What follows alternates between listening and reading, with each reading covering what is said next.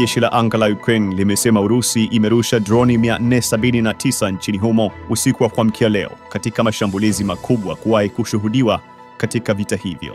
Pamoja na droni, makombora mengine 20 ya aina tofauti pia yalivurumishwa katika maeneo mengine ya kati na magharibi mwa Ukraine. Hata hivyo, jeshi hilo limesema lilifanikiwa kudungua droni 277 pamoja na makombora 19 na kwamba ni droni 10 tu zilizopenya na kulenga maeneo yaliyokusudiwa na Urusi.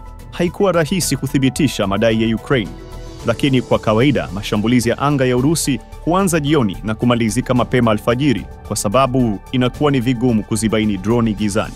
Leo Jumanne, msururu wa mashambulizi ya Urusi ya makombora na droni umeilenga miji ya Odessa na Kiev na kuwaua watu wawili. Takribani watu 13 wamejeruhiwa kufuatia mashambulizi ya mji wa Odessa na Kiev, kwa mujibu wa maafisa wa Ukraine. Rais Volodymyr Zelensky katika taarifa yake aliyoichapisha kwenye mtandao imeyaita mashambulizi hayo kuwa ni moja ya mashambulizi makubwa katika vita hivyo vilivyoanzishwa na Urusi kwa kipindi cha miaka mitatu. Zelensky amesema vikosi vya Urusi vimerusha zaidi ya droni 315 pamoja na makombora 7 usiku wa kuamkia leo. Hospitali ya wajawazito na makazi ya watu ni miongoni mwa majengo yaliyoharibiwa katika mji wa bandari wa kusini wa Odessa. Meya wa mji mkuu wa Kiev, Vitali Klitschko, amesema mashambulizi dhidi ya mji huo yamewajeruhi watu 4.